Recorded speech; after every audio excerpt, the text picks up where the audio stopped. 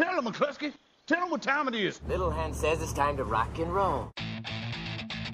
All you people are so scared of me. Come quietly or there will be trouble. Man, that's just me.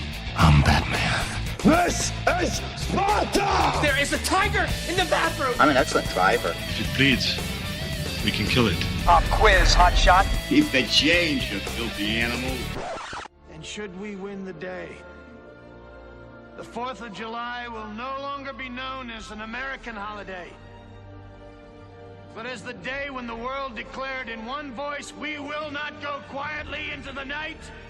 We will not vanish without a fight. We're going to live on. We're going to survive. Today, we celebrate our Independence Day.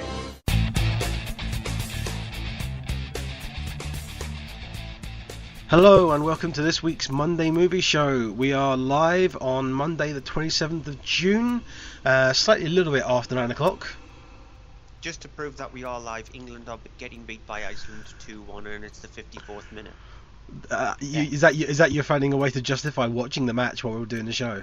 It's on mute, so that should be good, considering that England are playing against Iceland, and it's a sort of like important match in a way, because it would mean that England either get knocked out of the Euros or go through to the next stage. Yeah, so obviously a lot of people will be concentrating on that rather than listening to us. Okay. I hope that's not the case, though. For like the one listener we have now is going, oh, I forgot about the game, and now switched off. Yeah, well done, mate. Yeah. If you are listening to us live, though, as always, you can join us in chat. The bottom right-hand corner of your screen, you've got a little speech bubble thing there. Click on that. You can message us during the show. You can tell us that we're doing rubbish. Please don't tell us we're doing rubbish.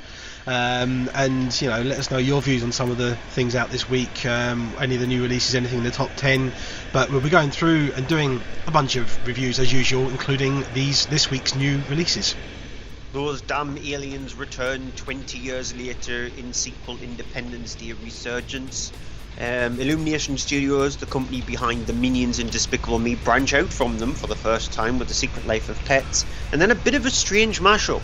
Elvis Presley, Richard Nixon. Who would have thought that they actually met? Well, they did. In a comedy drama of sorts. Based on true events as well, so it actually did happen. Based on true events that wasn't fully documented. No. Only in written form. Of course, then we'll have, as well as that, some movie news, the box office top 10, and then after all those reviews, we'll have a quick break and then go into this week's DVD and Blu-ray releases.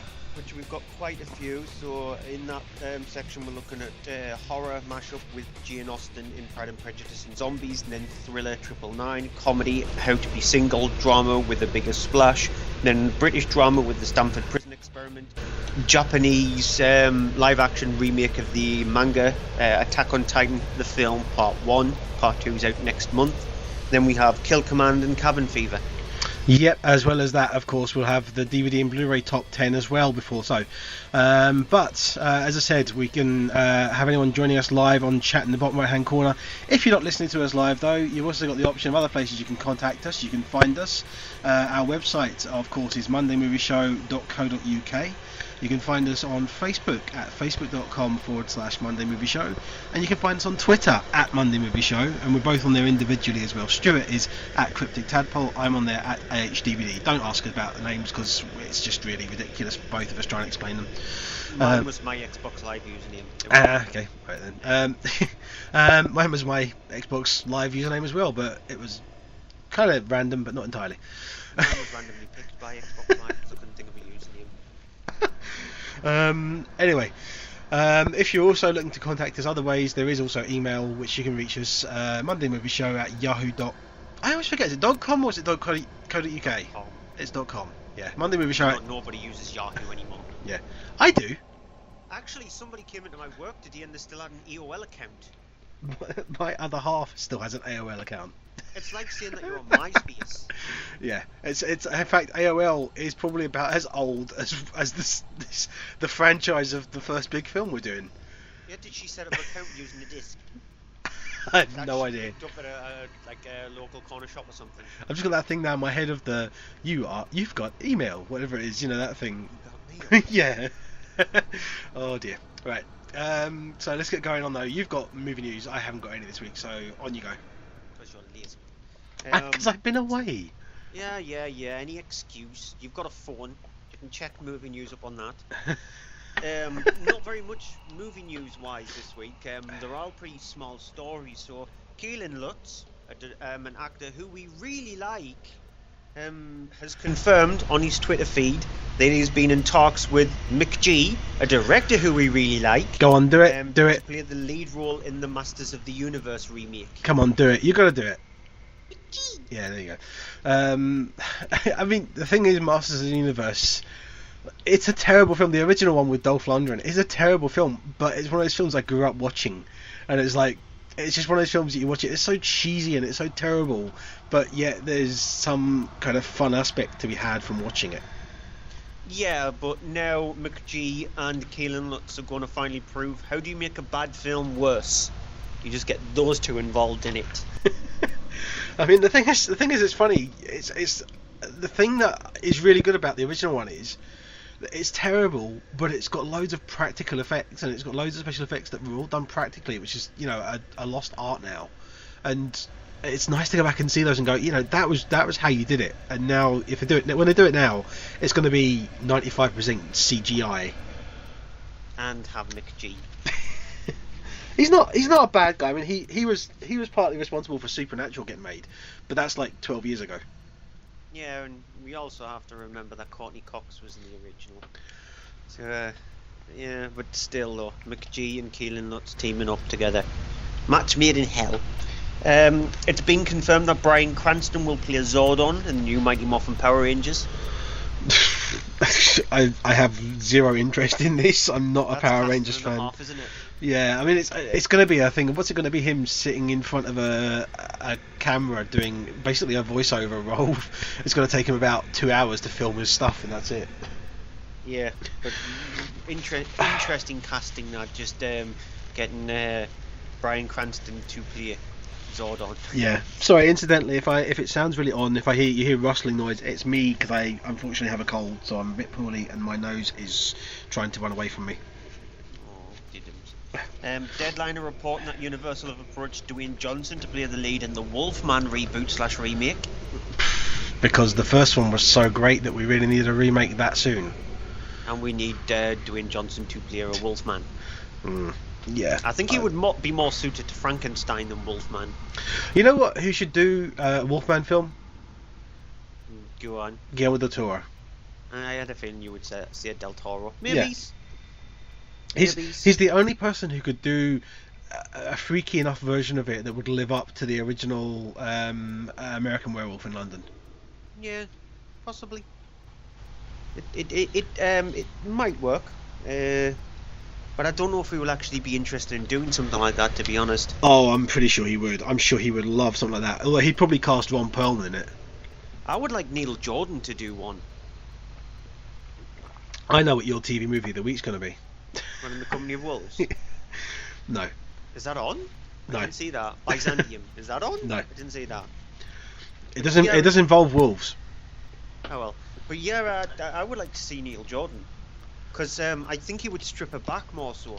Make it more drama related with the horror sort of like being the undercurrent theme of the film itself rather than being the thing that's on the top of it. And so I think he's got a brilliant style, the way he shoots his films. So I think he would be the best fit for it myself. Yeah. According to reports, not only is there a sequel planned for Paddington set for release in 2017, but a third film will also be happening as well. Told you it's a bit of a quiet week when it comes to news. Yeah, I mean, the thing is with Paddington, it's a film that, even if they make it a terrible one, like you get these. The thing with Paddington that was really unique was that it was a film for kids, but it was a film that adults loved. It had that charm as well. And as long as they do that continually, it could go on for many, many films. Even if they do a terrible one, it will still get a couple of films because kids' films like that will always do well. Yeah. So it was no surprise that a sequel was coming. I think they already announced the sequel pretty much after the first one came out. I'll tell you what, I'm surprised that we haven't had the sequel already, because it's the kind of thing they would churn out really quickly, and I'm glad they haven't, because that shows signs they're actually trying to do it properly instead of just, get it out there quick and make loads of money. Yeah, Christmas 2017, my guess is when it'll happen. It's been announced that the Minecraft movie has now been pushed back until March of 2019. Not interested at all, thank you. Yeah, I don't know how they're going to manage that. Manage a Minecraft movie. I don't know what they're going to do with it. It's going to be some kind of animated thing, probably, isn't it? It'll have to be animated. Yeah. It's the only way you can actually do a Minecraft film. They're not going to do a live action one, which would be even strange. Well, everyone will just walk around with boxes on their head and it'll just be green screen. Silly. According to rumours, director Justin Lin is number one on Warner Brothers' list to direct the live-action Akira film. Okay, I reckon if that's going to happen, it will be dependent on how well Star Trek Beyond does. Because if it bombs, then they'll go, nope, thank you, nope. If it does well, though, they'll go, yeah, he's a man. Yeah, early box office predictions are having it at pretty decent, actually. Unlike the new Ghostbusters film, they're only predicting that's going to make around about 40 million on its opening weekend. Yeah, I would say as well. Probably they'll thinking about Akira. Obviously, doing a live action version of Akira. I know what else they'll be waiting to see how the live action Ghost in the Shell does. If it gets, I mean, even as soon as the first trailer's out for that, and you'll be able to tell from the buzz. If the buzz is really good, then they'll greenlight Akira, because they've been trying to get it made for years, and they've just always been put back. Because wasn't DiCaprio involved at some point? Loads of people have been involved in that project. It's switched directors, I think, like 6 or 7 times. So it's unbelievable that, but it's just Japanese stuff. Even Japan has struggles in trying to make live action versions of their mangas. I will get onto Attack on Titan a little bit later on. Yeah, because I've got a film in the DVD section. It's kind of like a live action anime, but the thing that's they always have a problem with anime translating it, and this is going to be the same with the American version, is the translation of the story from Japanese to American or English, or because of the fact of that there's the different cultural differences that don't always mean the same thing. Yeah, but the thing is though, even Japan struggles. Even Japanese directors struggle, because you look at the Fist of the North Star live action, for example, it's terrible compared to the manga. You look at Blood, the live action version of Blood is awful. The manga version is fantastic. Again, I'll get on to But too short. Attack on Titan, hint hint, is awful. I'm not going to tell you which one, but Attack on Titan is awful. Final piece of news that I've got anyway, according to bosses at Disney, Indiana Jones will get a reboot after the 5th film. Okay. So we're getting 2 more indies, or 1 more indie, because we're not supposed to be getting 2 more indies. No, it's only going to be 1 more Indiana Jones film, and then there is going to be a reboot. They're actually, I can't believe they're using this phrase. They're calling Indiana Jones 5 a requel. It's a reboot sequel. Unless it involves some kind of time travel or something, then no. Timey-wimey, wibbly-wobbly. No, I mean Star Trek's the only series to do that. The J.J. Abrams was the first film ever, I believe, to be a sequel, a prequel, and a reboot. Yeah, he likes to confuse people, or he likes to be greedy. That's all the news I've got. Like I said, very weak when it comes to news. Yeah, not a lot of casting news. We normally get a fair bit of casting news as well. Yeah, it's just short on the ground. I don't know why. I think we might be waiting for a little bit. Yeah. Okay, box office top 10. Yeah, number 10 is Angry Birds, which I really enjoyed. It had me past the 6 laugh test sort of in the first 10 minutes, and I got into it. The characters were very nicely done, the voice performances were really good. So I had some really nice fun with it and enjoyed it. It's not groundbreaking anyway, but it is a film that it manages to first of all do an adaptation of a game, a very simple game, into a movie, and it's a fun one that by the end of it I'm looking forward to hopefully a second film. Number 9 is The Boss, which I was not a fan of, because it's just basically another Melissa McCarthy film doing the same stupid character that has no gravitas. There's nothing important to it. It's just literally just the stupid kind of same joke characters that don't matter and you don't care about. Number 8 is Warcraft: The Beginning. Which I was really surprised at, because first of all, it is a video game adaptation. Second of all, it's Duncan Jones, which I was looking forward to, but he's done this interesting thing of made it kind of important about characters and focused on character as much as it is loads of effects and orcs and all that kind of thing. If you can buy the bit of that kind of thing, of those characters and that weirdness and the whole CGI thing of a fantasy world, which is a real difficult thing as a sell on a film, especially, which I think he does a really good job of, then you'll get into it, you'll have fun with it, you'll walk out and you'll be, you know what, that was a lot better than I was expecting, or yeah, that was okay, especially for being based on a game again. So if you haven't seen it, try and see it on the big screen, because it is a big screen film. Number 7 is X-Men Apocalypse, which is a disappointment because of the fact of that it has all that potential, all that setup, especially in the previous six films and the 2 Wolverine spin-offs, and now Deadpool as well, which are all set in the same universe, and it just has nothing happening for the first hour. It's all set up for another future trilogy, which you don't do that. You don't set up a trilogy with the last film of a trilogy. You do all that and then let the first film of the next trilogy set it all up. You don't spend literally half the film going, oh, here's this new character who we've seen before, but we've seen a new version of them. Here's this character who you've seen before, but oh look, it's a different one. And here's this character who, surprise, surprise, it's another new character that we've seen before. And that's all it is. And the character, the villain, is just a boring villain. He doesn't do anything. And number 5 is Alice Through the Looking Glass. I haven't seen this. 6 is The Nice Guys. Oh, 6 Nice Guys. Yeah, I've seen this, but you haven't seen this, and the other way around for Alice Through the Looking Glass, haven't you? Yeah. Because I'm kind of curious about Alice Through the Looking Glass, but I wasn't a big fan of the first one, so I'm not sure about that. But The Nice Guys, I do like Shane Black's writing. I think he's very good at sort of comical characters, and he's very good at characters. There's this whole thing about kids. He's good at writing kid characters, because you've got the 2 characters of Russell Crowe and Ryan Gosling, and the girl who plays Ryan Gosling's daughter in it is also very good and very well written. It's a good noir kind of styled action thriller, but with a huge amount of character and comedy. Yeah, number 5 is Alice Through the Looking Glass. Yeah, which is you. Yeah, the best thing about it is Sacha Baron Cohen and Mia Wasikowska. They try their hardest, but when you've got a damn squib of a script and a bit of a boring film, then you're not going to be able to pull it through at all. Number 4 is Teenage Mutant Ninja Turtles Out of the Shadows, which is just an apocryphal sequel by numbers, but without sort of half the numbers it needs. It's just ridiculous. It has the whole thing of that within 5 minutes. I can't even think what her name is now, but the character playing, who's it plays April O'Neil in it? Come on, why? It's damn you. Yeah, you as well. See, that's how good it is. You can't even remember the actress's name, but within 5 minutes she's walking around in a schoolgirl uniform. That's it. That's all you need to know. Yeah, it's just when you take your childhood and absolutely kill it. Yeah, there's just no will. There's just absolutely no will, and it's Megan Fox. That's it. Yeah. Yeah. I was thinking Sam something. I don't know why though. I'm slightly distracted by the football, which I shouldn't be.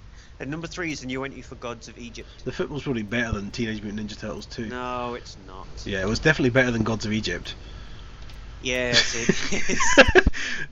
Yeah, it's an awful film. Alex Proyas has just completely self-destructed with this. It's a film which has hundreds of effects and no characters, no plot, no story, and it doesn't even have a pulse. It's terrible. It's a mess. I'm actually impressed that it managed to make it into the top 3, but it's not going to be here in 2 weeks, if it's here next week at all. Yeah, Alex Proyas did an Uvia Ball.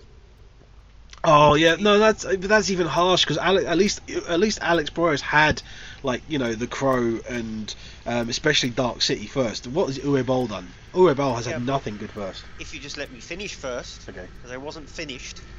But Alex Proyas has done an Uwe Boll in the fact that Uwe Boll had a meltdown as well when he hated what critics thought about his film, so much so he challenged them to a boxing match. Proyas didn't do that, but he called all critics vultures. So he's gone and burnt all bridges with critics now, and so despite even if your film is going to be good, critics are going to look at it and not like the director at all. I have. It's a harsh thing to do to badmouth critics when critics a lot of times can make and break a film. I have nothing against him if he does another film and he puts his heart and soul into it, like The Crow or Dark City. Dark City especially was his whole own creation, and he really put everything into it. As long as he does that again, I have no problem with him. Just taking something that someone's written and probably was, a script that was probably half finished and half of it's in the film. No, just awful. Yeah, but don't have a meltdown. If you don't like what critics have said, don't just go out there and call them vultures, or don't call the people who go to see your film bad names. It's a stupid, silly thing to do. Grit your teeth, and then just sort of like mumble it to yourself. Do not go out in public and do things like that, because not only are you proving that your film is terrible, you're actually putting a nail in your own coffin when it comes to your future. Because a lot of studios are going to look at it and go, you know what, we're going to have to be really careful with this guy. We're not going to have to give him much money, or not even actually ask him to direct the film, because he's going to just badmouth critics who are going to review it, and he's just going to badmouth people. Silly thing to do. Yep. Now, the top two you've not seen. No, I haven't. I was just going to say that. Yeah, so at number 2 is Me Before You. It's the romantic drama with Sam Claflin. Finally got his name right first time. And Emilia Clarke. It's a very by-the-numbers one. A lot of people think that it manipulates disability. You can sort of like side with them on that front there, but it's just when you watch the film as a whole, it's just a very plain, ordinary, standard romantic drama with nothing very special to it at all. And number 1 is a new entry for The Conjuring 2, The Enfield Case. Now, technically, number 1 would have been The Secret Life of Pets, but The Secret Life of Pets had a preview weekend. It actually took more in its preview weekend than what The Conjuring 2, The Enfield Case took in its opening weekend, which is interesting. But yeah, the Conjuring 2 Enfield Case, it's slightly worse than the first one, but I really like the first one. It's got some really good ideas to it. A lot of people might be put off by the sort of like Mary Poppins-esque accents when they do get to Enfield with the Cockney kind of stuff. But it doesn't grate on me. I wasn't bothered by that at all. It's a bit of a slow burner. It takes its time, which is what James Wan does best, because he adds character to his films rather than just go straight out there. For example, there's a trailer for the new Ouija film, the sequel to Ouija, and it looks really awful because it's just going for the typical quiet bang stuff. That's not what James Wan does. He builds up and builds up and builds up and then releases it. Some of it doesn't work, a lot of it does. I actually quite liked The Conjuring 2. Is it scary? Because my other half went and saw it, and she was actually terrified by it. No, it's not. I didn't think it was scary at all. There was one scene in it which made me sort of like flinch just a little bit, but I didn't find it scary at all. I was sort of like impressed with the look and the style and the way the film actually flowed rather than its scares. Okay, moving on then to this week's new releases, starting with Independence Day Resurgence. Which obviously is 20 years since the original film. Roland Emmerich is back directing. This one's written by Nicholas Wright and James A. Woods. It is the continuation, as you will. 20 years has passed both in reality and in the film world. You have, if you've seen any of the sort of the promotional videos they're doing, because it's one of those films where it's actually been a little while since we did these, but you get these sort of fake promos about, the 1996 war and all that kind of thing, and it's all done as if it was real. It's all done as, things that are set in that world. And you have the setup about, in that they set up the whole thing of Will Smith's character is not back for a particular reason. You have the world has advanced its technology because of all the things that they've recovered and learned from the alien tech that was left over. You have the character of David Levinson is back, played by Jeff Goldblum, who is basically the more central character in the film this time round, as continuing on, but he's now kind of the leader of sort of he is the kind of the Secretary of Defense for the world, which with the advance of technology we have now got a defense post built on the moon. You have pilots that fly, they're fighters, but they're a lot more advanced, and they're space ones, and they have engines that let them go faster and get to the moon and stuff quicker. You have new characters introduced, which include new but grown-up characters. You have one of them being the daughter of the president, Patricia Whitmore, who is the daughter of Bill Pullman's President Whitmore from the first film, who Bill Pullman is also in the film too.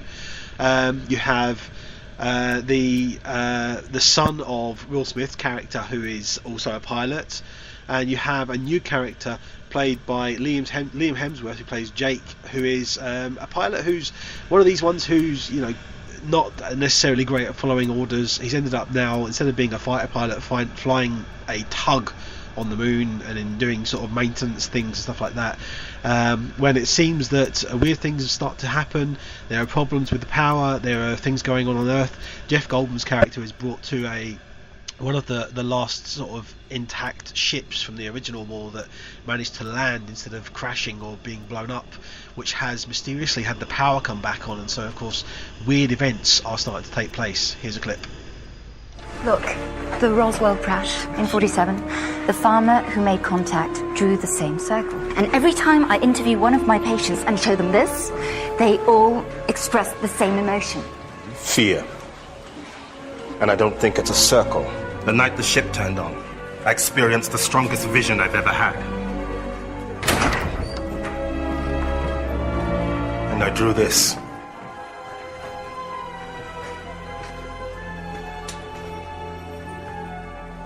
That's incredible. How'd you decipher so much of their language? They were hunting us. We had to learn how to hunt them. So of course there's things going on because the aliens are coming back, and this time it's the whole thing of, you know, we've had 20 years to advance technology. Well, of course so have they, and other things are going on, and it would get kind of into spoilerish territory to go into any more than that.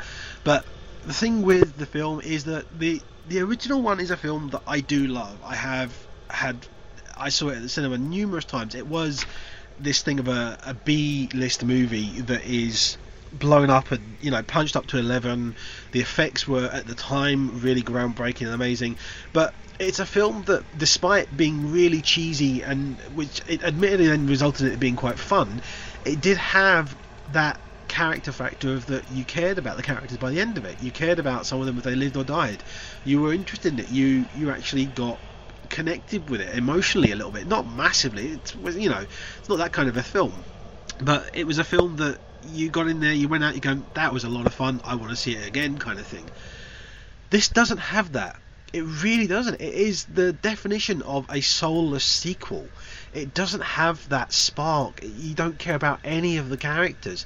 Liam Hemsworth is just completely on autopilot, as is most of the other cast in the film. Jeff Goldblum is the only one really that kind of stands out as being any good, and a lot of the time he's almost winking at the camera, more so than he did in the first one, and it becomes alarmingly distracting and annoying as the film goes on, just how lackluster and how less of a damn the characters or even the cast and everyone gives in it. It's literally a paycheck movie for all of them, I think. And you just, by the end of it, I did not care. I saw it in a big super screen with the sound turned up max, and the picture was really nice, and the effects are really impressive. There's some times when it becomes fully on CGI, and I wish they'd gone back to doing practical stuff, because you can tell still. But it's got that visual thing. I mean, it's a film that I'm glad I went and saw it once on the biggest screen I could with the biggest sound, and that's it for me. I don't need to see it again. I have no interest in seeing it again. I'm done with it. You know, and it's a shame, because that spark that was in the first one made it a really fun film that I have seen numerous times, and I would gladly watch again. This one, I really don't care. The best thing about the film itself is Brett Spiner, who is just really hamming it up, but there is an interesting undercurrent storyline with Brett Spiner's character, which is an interesting thing to do, but they never fully explore it at all. And it's nice to actually see him return. And the scenes that Jeff Goldblum's in it, you're expecting something to pop. You're expecting like the 11th stupidness of the first one to just come to the forefront and just have a lot of fun. And it's just, that's not the case, because I think he's in the film for about 15 minutes in total, which is a waste of a character, considering that he was the most interesting one that you're bringing from the original film. The added extra cast to it just feel just not even suited for the film at all. It felt like they were an afterthought, like, oh, we need to actually bring some new people on board because we don't have the Will Smith character, even though the only time you ever actually see him in the film is in a picture in the White House itself. We need to bring in a president who is terrible, female-based president who's really, really bad in the role, and just throw Bill Pullman to one side and then make him sort of like the guy who you see in an underpass. It's actually a shame because it's Stella Ward that's playing the president, and she's much better than this. Yeah, and then we need to bring in Charlotte Gainsbourg, which is it's a bit of a strange casting to have Charlotte Gainsbourg in the film itself, and the stuff that she does is really bland and boring. And when you expect all the fight scenes between the humans and the aliens, you think to yourself, this has stopped becoming a disaster film. This has just become a dull, boring science fiction film. And all hope is lost because the fact that Roland Emmerich has turned around and said the third film is just going to be a science fiction film set in space. That's completely lost the plot and point of what Independence Day is. It's just it's lost its disasterness and gained boringness. I'll tell you what it is, a large part of it as well. A large part of the problem is the editing of the film.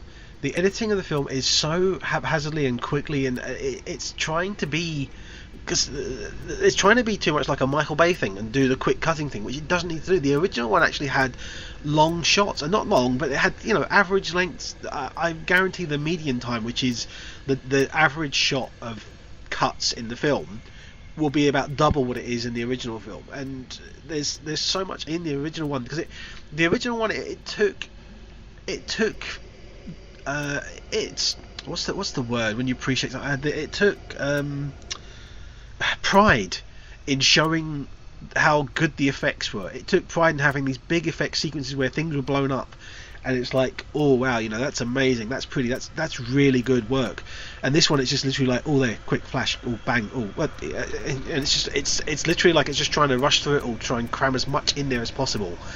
And that's where it's gone to. It's gone from being a artful, and I'm not saying the first one was really a piece of art, but the first one had an artistic quality to the effects and to the whole wizardry of CGI and explosions and everything like that. And this one just doesn't care about that. It's just trying to get it through as quick as possible, ram it down your throat so you're ready for the next one.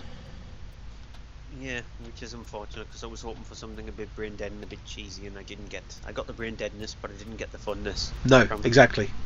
Which is annoying. Secret Life of Pets, then. It's from Illumination Studios, the company behind Minions and Despicable Me, and this is their first new intellectual property. They've got a new film coming out next year, so they were a company that's only going to release a film once a year.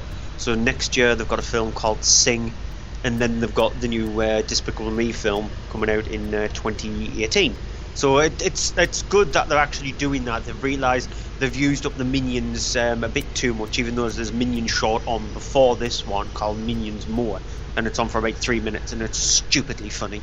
They've looked at it and go, you know what, we need to actually attempt something different. And so this film centres around that kind of question what pet owners have. Wonder what my pet gets up to when I leave them alone.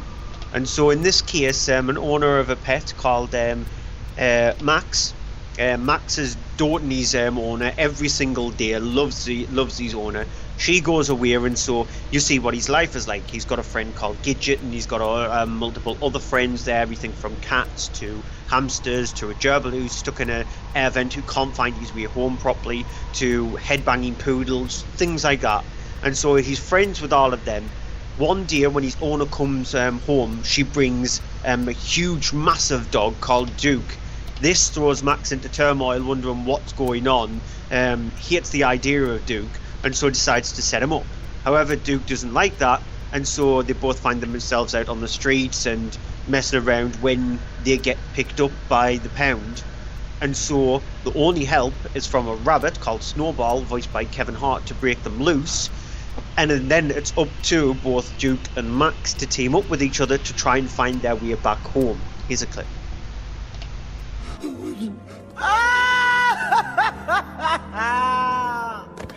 Don't you worry, Viper! You will not be forgotten! You will be avenged, Viper!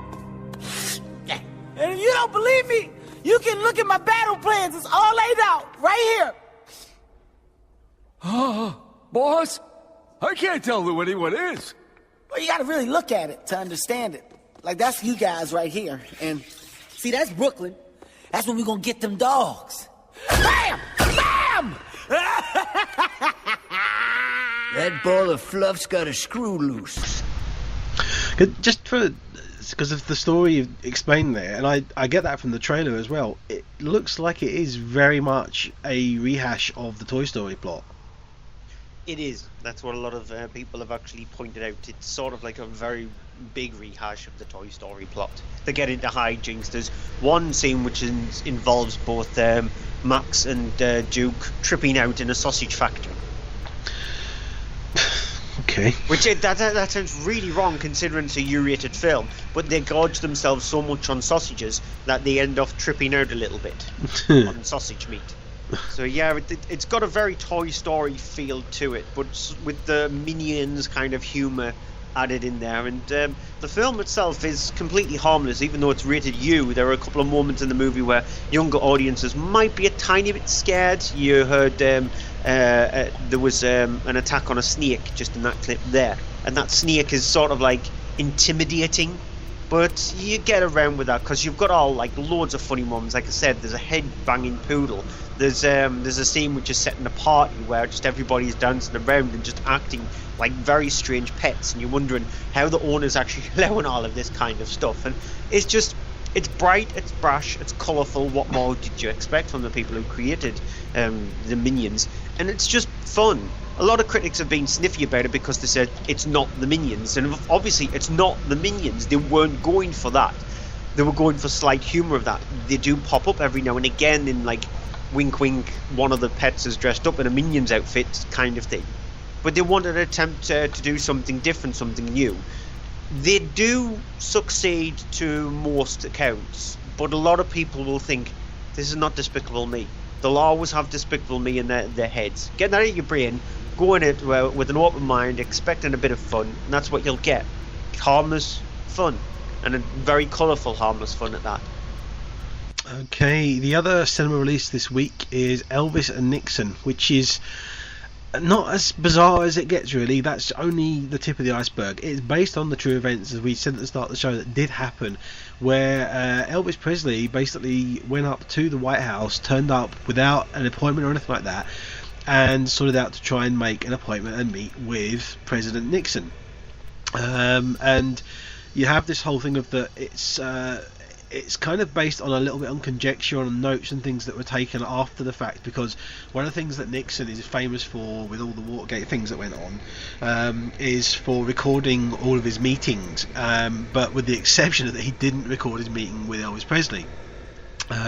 So you have this whole thing happening where you have the characters of those two, with Elvis being played by Michael Shannon and Nixon being played by Kevin Spacey, and you have this situation that first of all you're introduced to Nixon as he learns about the letter that has been sent in by Elvis Presley, and it's out of order, so you learn that first, and then you see after that the whole thing of Elvis Presley how he goes about actually getting there, and he goes undercover with using a fake name and everything like that, because of the fact that his reason for going is basically he wants to get a federal badge. He has this thing about Elvis apparently had this collection of real law enforcement badges that he was given. He was kind of honorary deputized for a lot of the local state polices, and he wanted to get a federal one.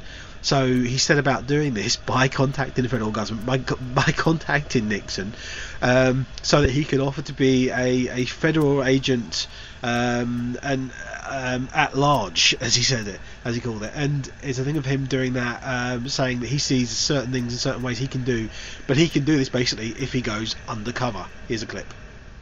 I was telling one of the gals outside, it reminds me of my Graceland. Oh, it does it? How many square feet is this Graceland of yours? Not sure. 10,000, maybe?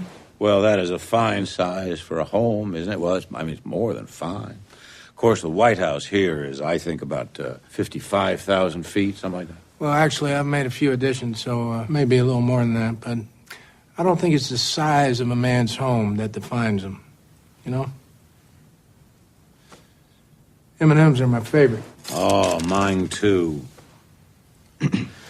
So, Mr. Presley, how can I help you? So you have this whole thing of that. You have the two of them. You have kind of the aides of both of them, because you have a couple of the aides that, to the president, played by Evan Peters and Colin Hanks, that are going about sort of trying to organise things or not. And you have Alex Pettyfer and Johnny Knoxville, who turn up in the film as aides, as you would be to Elvis Presley. And the thing of it is, it's because it's a film based on such a ludicrous idea, even though it's true. Just the setup, you know, if you didn't know, because during the film, during the meet, they actually had a picture taken, which against Elvis Presley's wishes, because he wanted it to be obviously secret, and then years later that was released in the public, and it's become one of the most sought after images from the National Archives in America. And it's a weird thing of the just that picture tells 1,000 words. That it's just insane. And the fact is that in the film they've gone for it a little bit on the insane side as well. Instead of doing it seriously and just letting the humour come from the situation, they have gone a little bit crazy and weird and twisted it, you know, here and there to try and add a little bit more humour to it than it really needs, because there's just the potential there for just lots of humour with what's going on. And that's a shame, because it's a film that I really was getting into it and I was enjoying it, and I didn't hate it, but I all the way through it I'm thinking, I giggled a couple times. I never really laughed at it, and it's funny. It is a funny film, but a lot of the time it's trying to be funny and it's failing because it's trying to insert humour into it when it should just play it straight. And you know, it's the kind of thing that if you got, you know, Robert De Niro to act in a comedy like he did with Meet the Parents, you know, he played it completely straight, and you got the humour from him being in that situation, playing the role really straight. And I wish they had done that with Michael Shannon's character, because Michael Shannon playing Elvis is just, it's very over the top. It's not bad, it's definitely a great performance, but it's wrong. It's the wrong decision for this film, because just given the subject, it's distractingly wrong. He's very physical with his movements, which he gets, but Michael Shannon is not Elvis, so it would have been great to just have him. It's the kind of thing that did you ever see Bubba Hotep? Yes. It's like that with Bill Campbell playing Elvis, but Bill Campbell was Bruce Campbell even, sorry, yeah. But with him playing that, and he was he put the accent on very strong, and he really kind of embodied the role more than Michael Shannon does. And yet Bubba Hotep is doing it intentionally more to be really cheesy and over the top. And Michael Shannon is he's doing that, but he's not doing it enough, or he's doing it too much. He can't get the balance right. Kevin Spacey is perfectly fine in his. He's got a couple of laughs, but they're mostly dialogue and the way it's written. It's not down to his performance. He's just perfectly fine. He's nothing brilliant. He's nothing bad. He's just, you know, perfectly fine along the way. It's a shame to keep saying that, but it is a perfectly fine film for that. And it's fun. It's enjoyable. It's witty, but it's not laugh out loud witty. I found when I was watching it, and I was in a fairly packed screen, it just didn't get the laughs that it was kind of asking for, and that's a shame. Yeah, I to be honest, I have no intentions of seeing this film, so I always wanted to see it because I think it's just the bizarre, interesting idea of it. I didn't know it was a real thing till the film started, and for that fact, I mean, it's fun, it's enjoyable. I definitely enjoyed it more than I did Independence Day Resurgence, but it's just very much, I wish it had gone that extra mile. That extra mile would have made it such a much more better film. Yeah. Okay, that's it for this week's cinema section. We'll have a quick break and then be back as usual with this week's DVD and Blu-ray releases. There was a real sense of you were doing something wrong, but that did give it that feeling of excitement. When the reveal of the film happens, that's when it just becomes absurd. And the atmosphere and just the sense you get whenever you go into it is undeniable. It did absolutely zero for me, which could be for the hype. What we've just discussed there is just scratching the surface on it. Hi, I'm Eric England, the director of Contracted, and you're listening to From Page to Screen, the horror show. And welcome back to this week's Monday Movie Show, into the Blu-ray and DVD section where we're looking at quite a few films, including these. Yep, we have the crossing of genres with Pride and Prejudice and zombies. We have a police thriller with 999. We have a drama comedy about being single with How to Be Single. We have another drama with some comedy in it of a sort, The Bigger Splash. We have another true story history sort of thing with the Stamford Prison Experiment even. Anime made live with manga, even anime, manga, yeah. It's manga. Potato. Oh, okay. Attack on Titan Part 1. And then a couple other smaller films with Kill Command and Cabin Fever, the remake. Yeah, and on top of that we have our TV movie of the week, an overall movie of the week, but we kick things off with the Blu-ray and DVD top 10. Starting at number 10 with Bone Tomahawk. Yeah, it's a 2-hour western with a 10-minute horror thrown into it. The 2-hour western works, the 10-minute horror completely doesn't work. It's sort of like, the way you look at it is, it's like 10 Cloverfield Lane. 10 Cloverfield Lane was sort of like an 80-minute thriller with 15-minute science fiction thrown onto the end of it. This is similar in like the way it's actually set out. I did really like the slow burn western stuff of it. It didn't need the horror. You either do one or the other. You end it off in a western fashion. I know it's all about them trying to hunt down this person's wife, and it would have been much more interesting to it centre around Indians or something like that to kidnap his wife, not cannibals. Or you make a horror movie. You don't take a horror trope and then stitch it on the end of a western. And number 9, jumping up the chart, is Lady in the Van. Yeah, but if I was going to say Father's Day presents, maybe, possibly. It's probably just dropped down in price dropped into that lower category that a lot of people are buying it. Yeah, it's a good film. It's a good comedy, thanks to Dame Maggie Smith. Number 8 is 13 Hours, The Secret Soldiers of Benghazi. I'm still not gonna like this film. It's just Michael Bay still doing what Michael Bay does worse, and that just layers at all of these. Oh, look at what I can do! I can do this better than you, and completely forget about something that should be there. Story. There is no story. There is no character development. There's no proper construction in the film itself. It's just a mess of a movie and boring. Well, I see it as kind of being like a true life sort of disaster movie of the events that happen. So I think that a disaster movie doesn't necessarily have a story. It's just the events that happened, and it's based on true things. So that's the thing. The way you look at it is like a disaster film. This is based on true events, so it needs the story there. Because it needs the strong characters as well. Because with it being based on something real that actually happened, there needs to be proper character development. And Michael Bay is not good at character.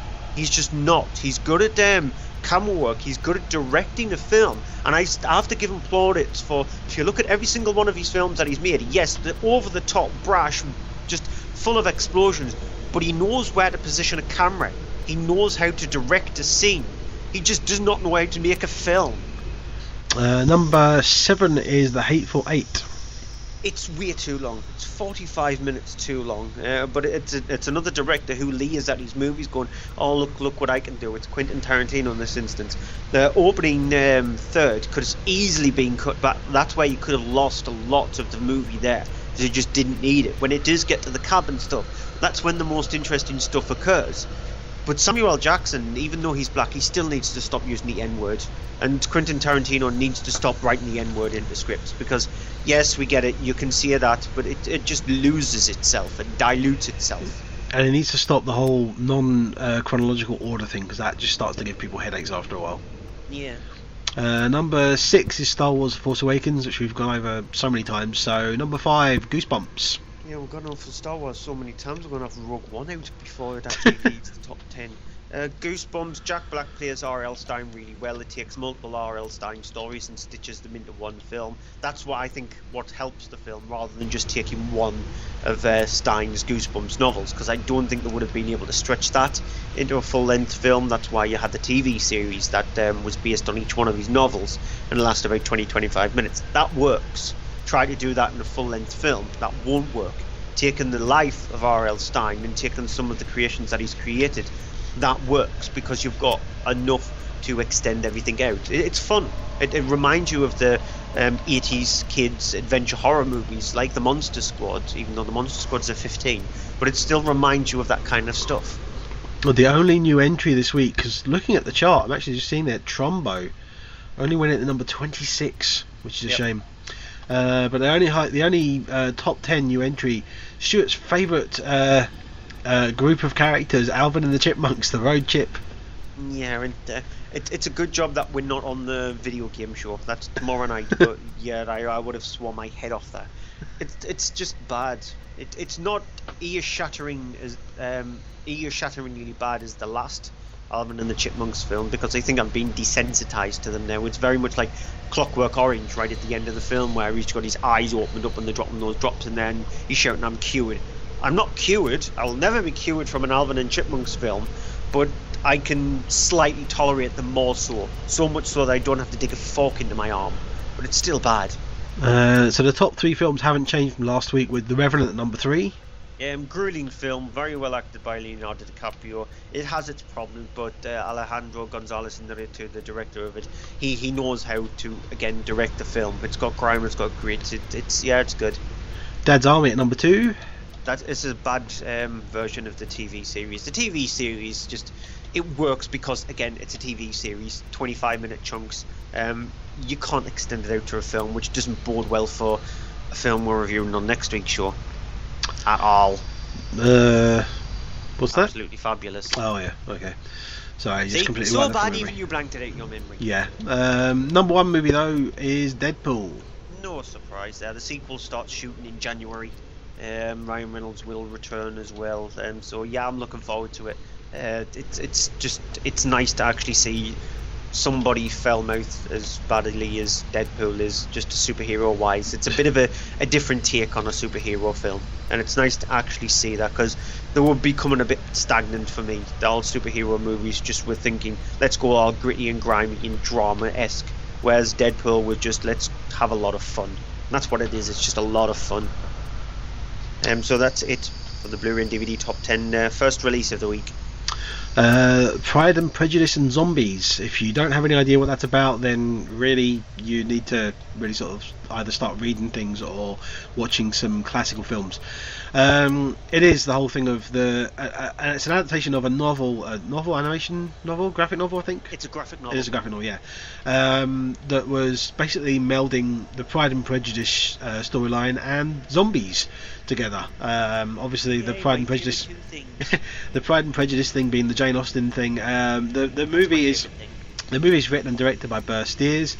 It follows the characters as you do of Pride and Prejudice, with the likes of Elizabeth Bennet, played by Lily James, and Colonel Fitzwilliam Darcy, played by Sam Riley, playing sort of the versions of themselves, these characters, in a world where zombie breakout is become just a normal day of everyday day of life. The girls in the Bennett family have all been sent across to China, where they've been trained in the arts of combat to be able to defend themselves. Colonel Darcy has been out sort of on the front lines of war against the zombie horde that is sort of encroaching and approaching sort of London, and you have this whole thing of everything, sort of the aspects of zombie warfare brought into the whole thing of the Pride and Prejudice story. The setting, things are sort of built and designed in a way that they have real function, and they're designed for, you know, fighting off zombies and having defences that will protect you from a zombie and things like that. And I mean, it's not been a great film for getting clips. The clip we've got is one that's just a very simple one of the girls turning up and they run into a place, but it sets the idea of the tone of things of these characters, instead of the ones you might expect from the typical Pride and Prejudice. Oh. Is there some sort of trouble? Oh, it appears there is.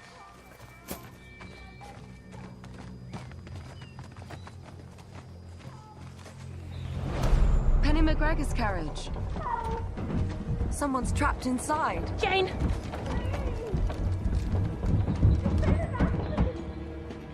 Please help me! Anyone, please! Help!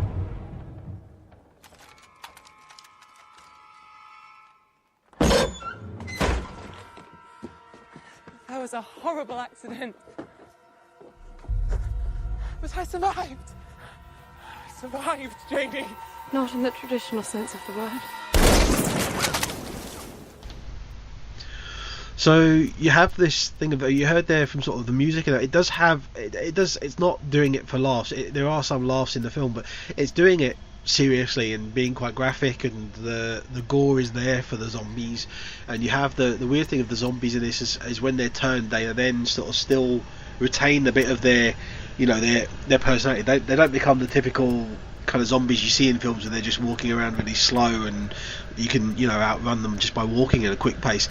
These are zombies that are still kind of have their personalities, but are still then you know, hungry for brains. You have this weird thing going on as well, that it's a weird thing that the way that the characters have been developed because of the fact that the changes makes them kind of more interesting, I think. Because you have this whole thing, there's a moment where you have a meeting between Elizabeth and Mr. Darcy, which in the original story would have been just them talking, being very polite, and maybe having a slight argument, actually turns into a proper fight between the two of them, and they're actually going out for each other's guts, sort of trying to beat each other up quite severely, because they're both trained. The women are a lot more confident because of things like that happening. So I think it's been quite well written and quite well designed, and I enjoyed it. I thought it's good. It's a good match of the two. A lot of the time when the two genres are mixed together, there's not necessarily a great melding of the two. I think it does work very well in this. Sort of. It gets it right, sort of like 50-50. Some of the stuff it works. The chemistry between the sisters actually does work. It's nice to actually empower the sisters in the film rather than sort of like making them the love interest and all swooning over the men. It's sort of like the other way around, and it's nice to actually see that. It makes the film have a different feel to it. So they're the ones who are ripping into zombies using all the techniques that they've learned. It just doesn't get the balance of the Jane Austen stuff and the zombie stuff right. It just never feels like it melds together very well. It feels like what the director has gone and done is gone out and bought the most cheapest glue he could possibly find. So he's nicked some glue from the local school and then put it together like that, and then all of a sudden it just cracks away again. And he's keep on constantly trying to patch it up by doing that, and it just never melds together enough. So he's got the decent ideas of two things. Just when he tries to fit them together, it just doesn't feel like it makes a whole of a movie. So it's fine, but it's nothing. It's nowhere near as good as I was expecting it to be. Nowhere near as fun as I was expecting it to be. 999 is a completely different tonal movie. It's the sort of like gritty, down-to-earth thriller. It's directed by John Hillcoat. It's got a very impressive cast. At the start of the film, you see these group of people who's helmed by Chiwetel Ejiofor's character, who plays Michael Atwood, challenged to rob a bank. They manage to succeed in robbing the bank, but then a Russian mob, who's played by Kate Winslet, she turns around and says that wasn't enough. So then she tells them that they need to actually trying to do something even more horrible, and the only thing that they can think of is by doing a 999, which means a police officer down. And so investigating the cases and these spate of robberies that's been happening, you've got Casey Affleck's character, and you've also got Woody Harrelson's character, who they're trying to discover what's going on. Corruption, could it be involving police who was actually part of this, or could it just be this gang, or could it be both melding together? Here's a clip.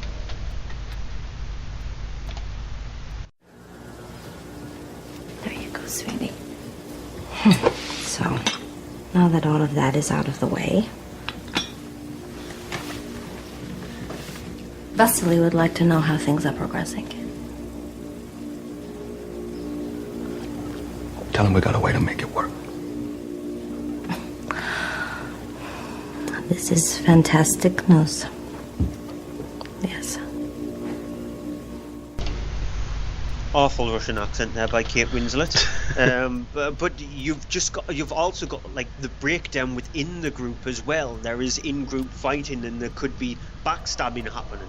Now, the film itself, it's a film of sort of like The performances are very mixed at best. Chiwetel Ejiofor is really good. Woody Harrelson is playing Woody Harrelson. Casey Affleck just feels like he's on a cloud. He's like going through the film going la la la la la la. It just feels like that. And then you've got people like Kate Winslet, who's awful. It's really cringeworthy. It's like she's come off the Muppets rather than trying to do Russian mob boss. She just does not fit into the film at all. As a matter of fact, the female characters are completely woefully underwritten, because you've only just got another one in there played by Gal Gadot, who only just pops up every now and again going, yep, I'm the other token woman, and that's it. There are a few decent set pieces. The opening scene, the bank robbery scene, is very well constructed, really well executed. And then you've also got the end part of the film itself, which involves the 999 incident, which is, again, it's a very well constructed scene. And you've also got a scene central in the middle section of the movie as well, which adds a lot of tension to it. Again, another scene which is very well done. It's just a film that's held up by 3 decent scenes, and surrounding it is a very mundane, very plodding, very just boring, meandering story involving people turning their backs on each other, and involving an investigation of whether it could involve a police officer at the place where they work, or it could be a mixture of both people trying to break into banks and stuff like that. So it's when those 3 scenes happen, that's when you're enjoying the film. When the stuff around it happens, that's when you're going, will you just get on with it? It's just annoying, because there are signs in this film where if you reel back some of the characters, take out some of them, because it is absolutely flooded with actors. You've got Chiwetel Ejiofor, Casey Affleck, Anthony Mackie, Woody Harrelson, Aaron Paul, Kate Winslet, Gal Gadot, Norman Reedus. That's just like a Steven Soderbergh list of actors in a film. Reel a lot of that back, reel the story back as well, make it more gritty, make it more darker in those little sections there in between the 3 main ones, and then you would have made an interesting film. You just it just doesn't become interesting in those sections. Yeah, I can remember when I reviewed it in the cinema section back when it was released, and it is a film that basically takes a splattergun approach of just basically firing as many things, as many elements and as many characters on the screen, and seeing just how many it can stick to, you know, the story and everything. It's a very flimsy, thin line story as well, of just the basic setup of somebody thought, oh no, that'll be an interesting story, and it'd be an interesting setup for a film, and it doesn't have much more than that, and it needs more than that. I would have said get rid of a couple of characters and just have it, you know, focus on some of the more main characters, because it doesn't really have a main character. It flip-flops between too many characters to really consider any of them, one of them, a lead character. You want to give it a feel of like something like David Ayer's End of Watch. You want that kind of grittiness in it, because I think that kind of feel would have worked for 999. Like I said, take out some of those actors. Just maybe have Chiwetel Ejiofor, and maybe have Casey Affleck and Woody Harrelson teaming up together to try and investigate what's happening, and then just get a few tertiary actors in to play sort of like the people who work with Chiwetel Ejiofor's character. That would have made it a more interesting film and make it as gritty as something like an End of Watch. But it just, like I said, a film can't survive on 3 good set pieces. It needs more. Yeah, it's kind of like it's trying to walk that line between good cop and bad cop drama, trying to be Training Day, but it doesn't walk the line that well as Training Day does. It never even gets near to the line. No. Okay, How to Be Single, which is directed by Christian Ditter. It is a story about it's a whole host of characters, but the main character we're introduced to is played by Dakota Johnson, who plays Alice. She is at the start of the film in a relationship, but she and her fiance are taking a break by her choice, because of the fact that she met her fiance when they were both sort of at college. She's in her words never been single, doesn't know what it's like to be single, and doesn't know who she is. So of course is setting out to sort of go a bit in her own way in the world, spend some time trying to figure out who she is, and sort out, you know, what's going on. She goes to New York, where she ends up sort of moving in with her sister, played by Leslie Mann. who is also single and considering having a baby through in vitro. You have these other characters sort of turn up there, but the main character that she meets in particular, which is there, is it's Robin, played by Rebel Wilson, who works at the same lawyer's office and has a completely different outlook on the whole being single thing and the perks and how it's done. Here's a clip. Let me teach you how to be single. Okay. Lesson 1. Go get us some drinks. No, that was a trick. You don't buy the drinks. Boys buy the drinks. It's kind of like a sexual currency that they use so they're not actually paying you to hook up. So, go get us a drink. Not with this wallet, okay, with the sausage wallet. Which of you is buying oil right now? Hey, what's up, y'all? I don't know why I just said y'all. You all would have taken just as much time.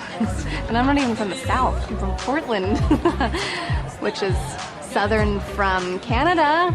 Are y'all Canadian? I just did it again. I said it again. Oh my god. Okay, bye. So you have also thrown into the mix these other characters such as Tom, who is the barman at sort of the local bar, played by Anders Holm, and there's Lucy, who is a girl who is basically turning up at the bar, ends up sort of becoming friends with Tom, played by Alison Brie, who is basically looking for a boyfriend, and she's very much the pushy kind of, we'll get married in a month and that kind of thing and all that sort of stuff. Has her life planned out and everything that happening without even having met her man, to be.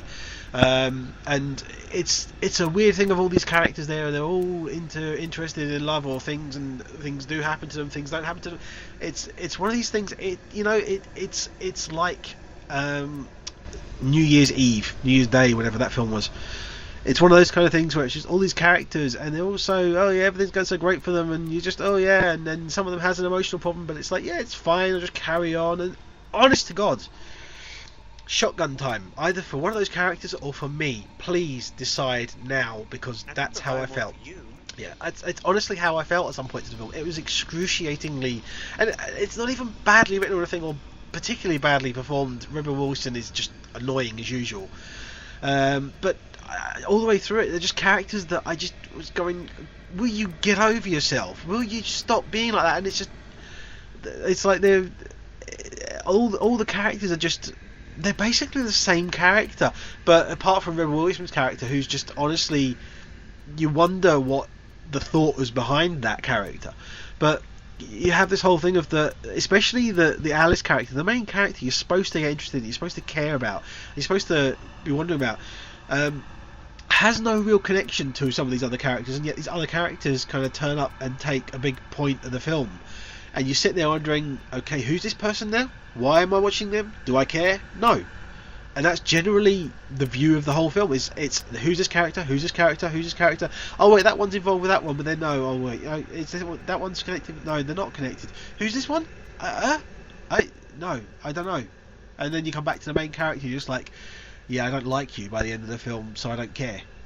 Yeah, what I found absolutely stupid about the movie, it's called How to Be Single, yet they're always moaning about the fact that they haven't got a relationship. Yeah. It's not a movie called, it's a movie called How to Be Single. It's a movie on how you get around not having a relationship, sort of like be who you want to be a stronger woman or be a stronger person, rather than just moping around speaking to your friends going, oh, I wish I was going out with that guy. And that's how to date somebody, not how to be single. I would, it wouldn't be such a problem if it was called How to Handle Being Single. But even then, it's still a stretch for a 2-hour film, because that's what it is. Is it not 2 hours? Let me just check the time. Actually, it is. No, it's an hour and 50 minutes. It's shy of 2 hours, which is just far too long for this sort of thing, because it just goes on, and I'm in danger of this review being the same. So let's move on. A Bigger Splash, directed by Luca Guadagnino. Yeah, you got a name wrong this week. It's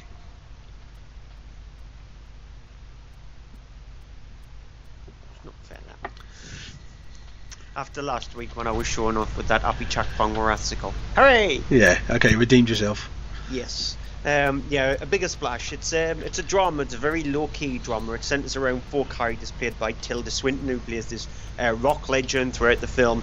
you very rarely actually hear from her because she's lost her voice. She's had an operation on her voice, and she's got a very sort of like raspy, kind of Nick Nolte-esque voice in a way.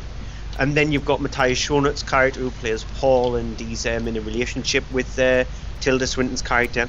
They've gone off for a sort of like a retreat on this island, this volcanic island, and they think that they're alone. However, lo and behold, they come across Tilda Swinton's ex, played by Ralph Fiennes, who was supposedly there with his daughter, played by Dakota Johnson. And throughout the film, you've got a sort of like a battle of heads, a battle of each one of them pretty much hating on each other. You've got Ralph Fiennes, who is constantly bursting out in song or dance, who sort of like wants to try and get back with Tilda Swinton's character. And then you've got the daughter who's hitting on Matthias Schoenert's character when all he wants to do is stay and be in a relationship with Swinton's character. Here's a clip. Would you think I was being ingratiating if I said I wanted to make documentaries? Just pick up a camera and go film the kids in Mansoura or something. Oh, have you been there? I wouldn't let that stop me. Well, you want some advice? Why? Because I'm a girl? No, you should definitely go to Mansoura or Detroit, whatever moves you. Just don't do it the Harry way. Just lay low, keep your mouth shut. Don't take a camera. Go empty-handed, seriously. You'll humiliate yourself any other way, trust me. I know everything about it. All right, I'm not afraid of that.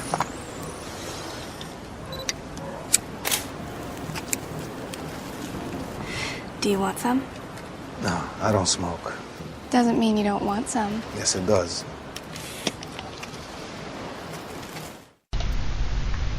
Now, the thing with The Bigger Splash is each one of the characters I found, apart from Tilda Swinton's one, horrible. They are really horrible, especially Ralph Fiennes and Dakota Johnson's characters. They're both really nasty, deplorable ones. And this is a film where you're spending 2 hours in the company of these 4 people. And so it's really difficult to latch yourself onto it. And it's a good job that you've got some very good performances in the movie. Because Tilda Swinton, she's fantastic in pretty much everything that she does. And she's brilliant in this movie. She's got very little to do with her voice, but she emotes a lot. She's sort of like looking in at things that are happening. And she's looking at sort of like the breakdown, but also trying to settle things down. Then you've got Ralph Fiennes, who's just enigmatic and over the top, balmy, crazy, just in a way looks at things and loves life, but pretty much wants to destroy other people's ones as long as he gets what he wants. And then you've got Dakota Johnson's character, she's despicable and deplorable. She's very manipulative. She's the kind of person who would take a second just to dig a knife into your back there and just enjoy it. And then Matthias Schoenert's, I think, is the weakest out of the 4, but he's sort of like recluse. He's a little bit more laid back, but I think he plays his character really well. And it's a good job you've got some really good acting in there, because if you didn't, then the characters would have been so insufferable it would be hard to watch the film. It's a very slow burner. It slightly builds up tension and it changes its tact a little bit in the last third. The drama between them works very well, so you've got very good chemistry between them. And so it's a good film with really hard characters to actually like, which sort of like harms the movie in a way, because you're spending a lot of time in their company when you wouldn't actually spend 5 minutes in their company in real life. So it's a good job that acting-wise, on point, character-wise, they're very questionable. Okay, onto the Stamford Prison Experiment, which is the movie that's based on another true event of an experiment that did happen at Stamford University in the I'm not sure if it's 60s or 70s. I think it's 60s. But you have this experiment that was basically set up by a professor or doctor there who was basically to study how people behaved in a prison situation and how prison affected them. And it was a situation where he basically took 24 students and split them up into 2 groups, some of which would be prisoners, some of which would be guards. Made a sort of a prison structure in a part of the university during the off-campus sort of section, so it's during the summer when there's no one there, and have cameras and everything set up to roll, and basically let it run with these volunteers basically having their roles and just letting see what happened. You have the main character sort of who's dealing with this based on the character of Philip Zimbardo, is played by Billy Crudup, who just going to play a clip with him sort of explaining to the guards how their roles take place and what's going on. This experiment will be an extension of my research into the effects prisons can have on human behavior. And being that it's summer and the school is almost empty, we should have near complete privacy for this study. And as you'll soon see, we have cleared out some of the teachers' offices and converted them into prison cells. And the hallway will serve as the prison yard. But remember, just as you were watching the prisoners, my graduate staff and I will be watching you. So under no circumstances whatsoever are you to hit or physically assault the prisoners in any way. Now, you'll all be given sunglasses and uniforms to give the prisoners a sense of a unified, singular authority. Once a prisoner is jailed, he will not be able to leave except under established procedures. And from this point forward, you should never refer to this as a study or an experiment again. So you have this whole thing, the setup of that happening, and then you have in there a group of the characters played by recognisable names, quite a lot of recognisable faces. You have Michael Angarano's in there.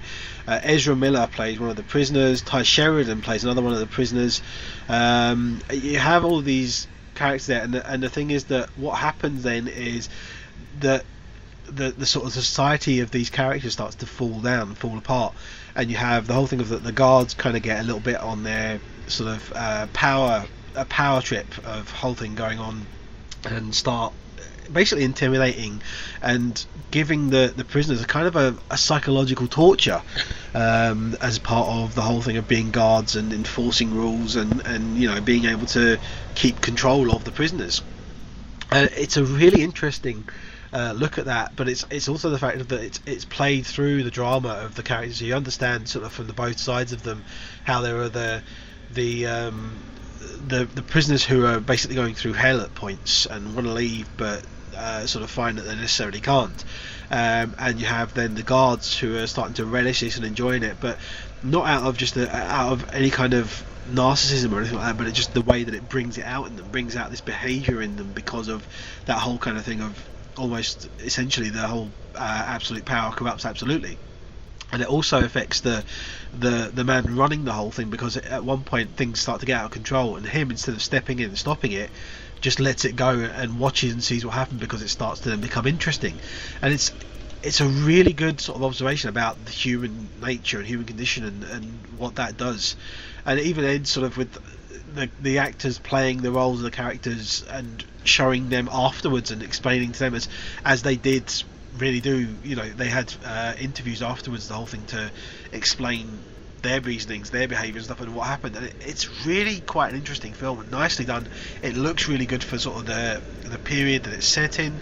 It's got some really nice sort of costumes and the way the characters designed, and I really got into it, and I really found myself enjoying it. And it's a 2-hour long film, and I was not expecting it to be that long and to be that decent, and really got into it. I was really quite impressed. Have you seen the German film Das Experiment? I haven't. I've seen another one which I think might be based on the same thing, of the one with the pain. There's one called The Experiment as well, which is the American remake with Adrian Brody in it. Yeah, is that the one with the person through the mirror and you press the button and they get a shock sort of thing?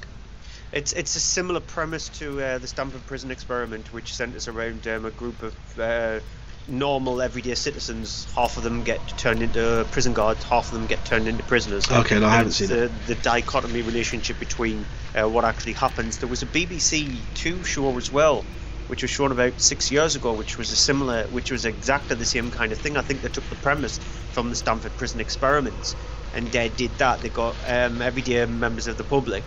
They gave, I think it was like 8 of them. Yeah, I remember that. I remember something of that, yeah. Yeah, it was based on the Stamford Prison Experiment, and so Yeah. I find it interesting. So if that's the case, I should definitely watch this. If I did find like Das Experiment a really interesting film. It's filled with really good performances as well, because you have, as I said, Ezra Miller's really good as one of the characters, as one of the prisoners who starts to kind of break, because he kind of starts. He makes kind of noise for himself and ends up being the one who gets targeted and ends up sort of suffering the most kind of psychological terror. And you have there especially Michael Angarano who plays the character who starts becoming nicknamed John Wayne, because he starts really kind of buying the bit and buying into the role and being a real horrible person to all of these prisoners and really treating them quite terribly. So it's a really good sort of performance piece between the actors, some of which obviously stand out more than others, but he's really kind of some great performances in the film. Yeah, I might actually give it a watch, because I find those kind of films very interesting.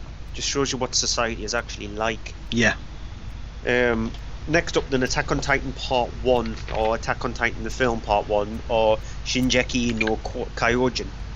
So whatever title you actually want to do. It's directed by Shinji Higuchi.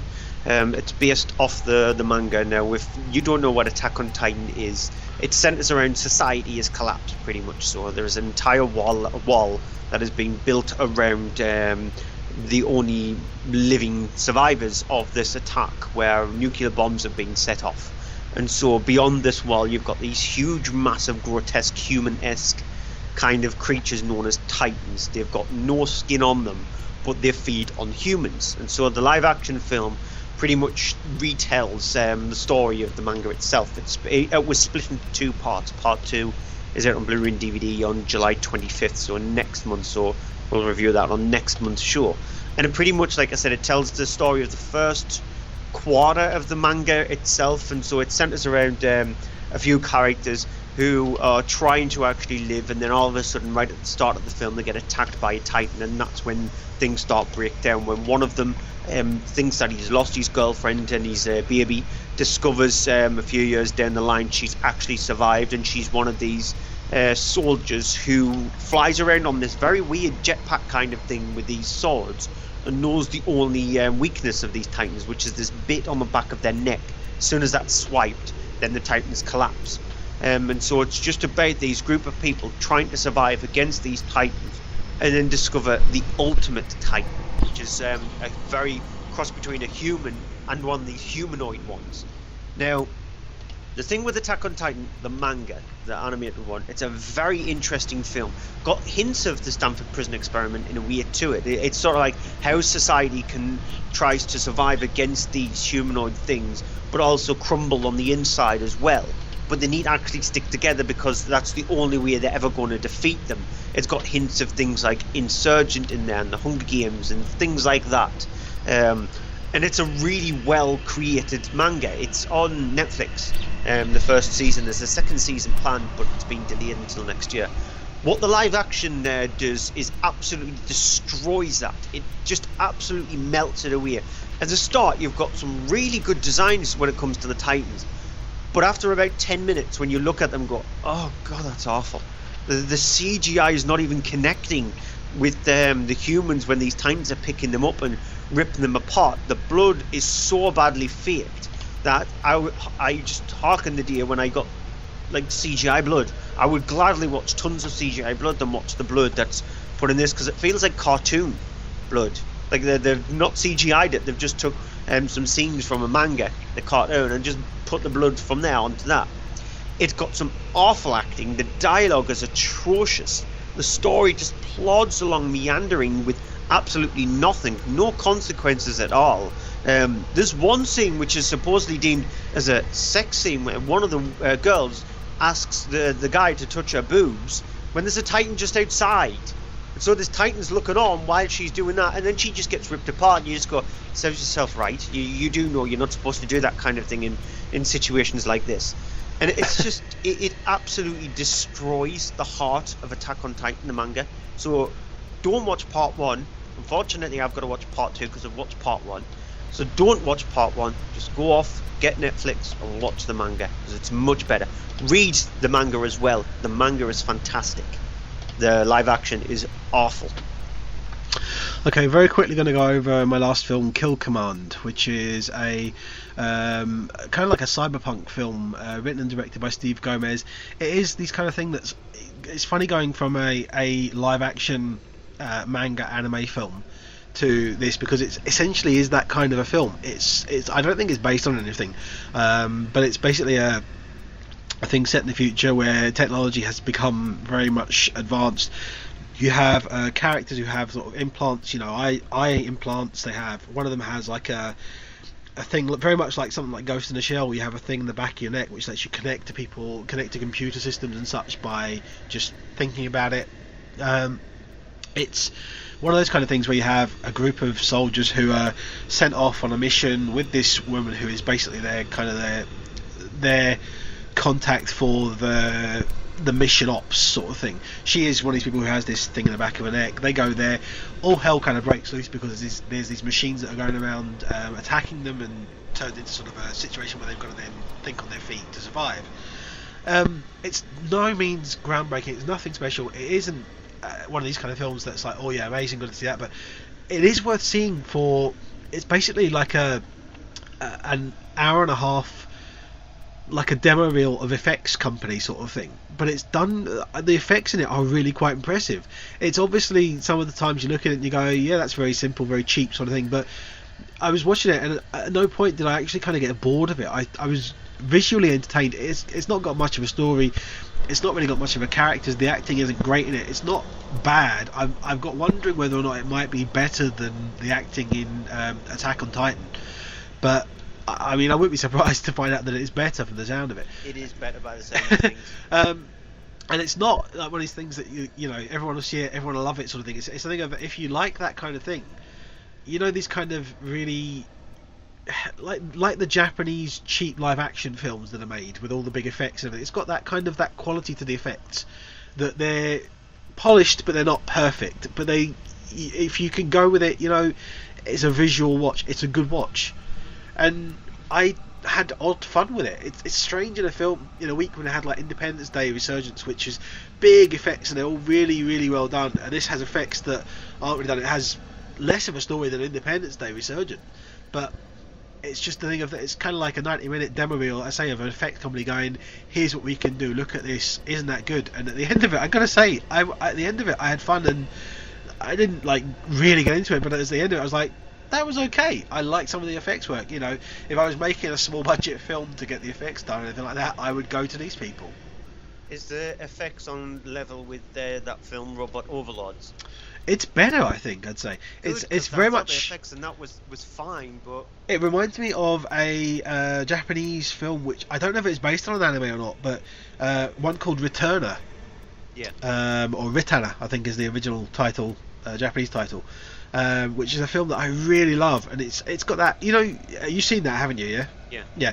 That you get that how it's like someone standing there and they're looking at the effects, and you can tell the effect is an effect, but you kind of go, you know what, that's fair enough, that's good enough, sort of thing.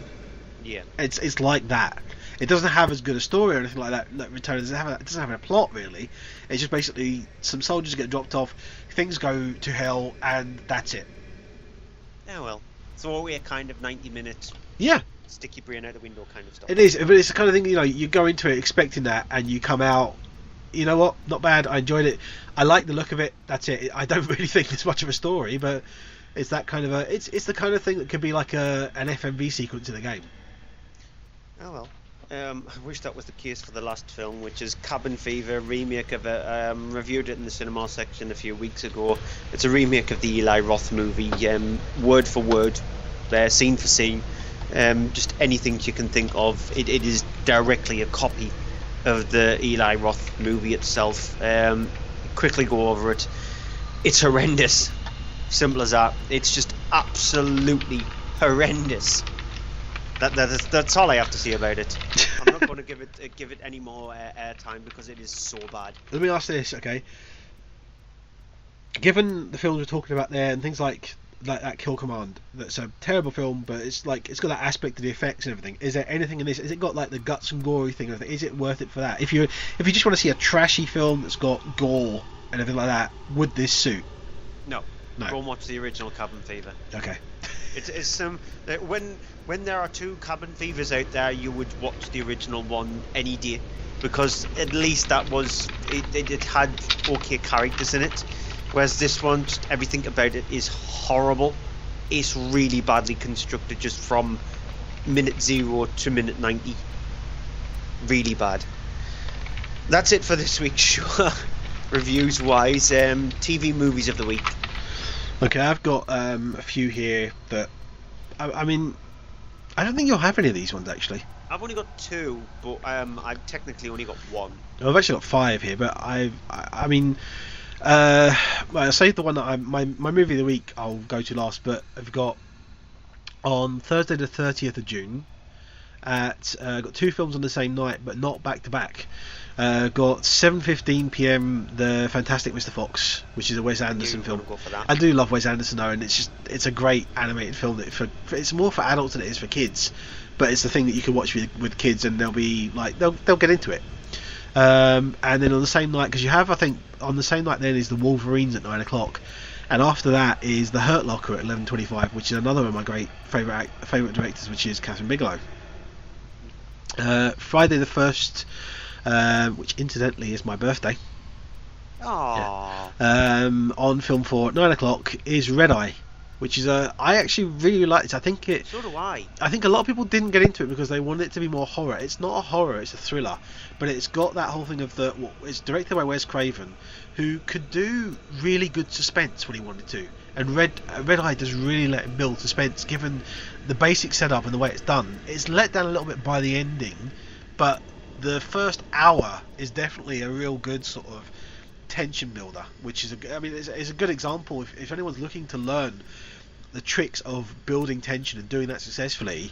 Other these horror films that build up when nothing happens, or they go for the loud bang thing, they should watch this, because it's not even a horror film, but it will teach you a thing or two about how to build tension in a scene. Yeah, because Cillian Murphy is really malevolent in that movie. He is. He's really, really creepy in it. But it's almost like the whole. And you haven't seen Green Room yet. Green Room. No, Green Room. I'm desperate to see Green Room. But it's kind of like what Patrick Stewart does in Green Room. It's not him being menacing. It's him just being. And the same thing with Cillian Murphy. It's him just being. Okay, this is what I'm going to do, blah blah blah. He's just playing the nice guy, and he's just playing. It's not being menacing. It's just being menacing by the fact of just this is what's going to happen if you don't do this. This is going to happen, sort of thing. And it's just very, very. I think it's a very old-fashioned way of acting.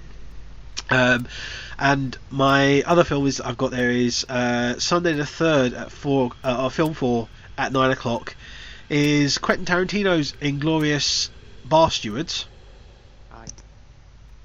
What was that? Aye, Bar Steward. Aye. Yeah.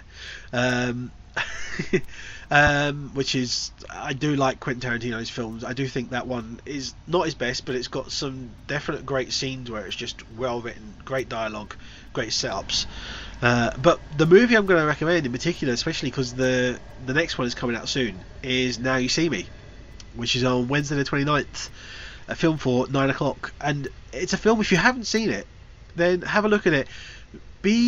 Go to it with an open mind, because it's a film that when I first saw it I wasn't impressed with it, and it has grown on me since. And if you've seen it before you thought not that great, see it again, because it might grow on you too, because it's a film that is all about magic, but it's this whole thing of that it's screen magic. It doesn't do magic as in proper magic, it's screen tricks sort of thing. Which is the thing that I didn't like about it, but it's a nicely constructed film. Yeah, the sequel's out next Monday. Wait, did you? Yeah, and I'm actually really looking forward to it. I don't know if it's going to be a worthy sequel, because is it John M. Chu directed it? Yeah. Yeah. I guess it would just be to see, but I mean, I'm looking forward to it. Okay, then my one, just because I said I have to keep on mentioning this film every time it's on. Red Dog. Sorry. Red Dog is on Movie Mix again on Friday the 1st, 12:55, so lunchtime. If you're looking for a brilliantly heartfelt movie, then watch that. But my movie of the week, so I've only got technically one, just because I had to mention Red Dog again. It's on ITV4 on Sunday the 3rd at 10 to midnight.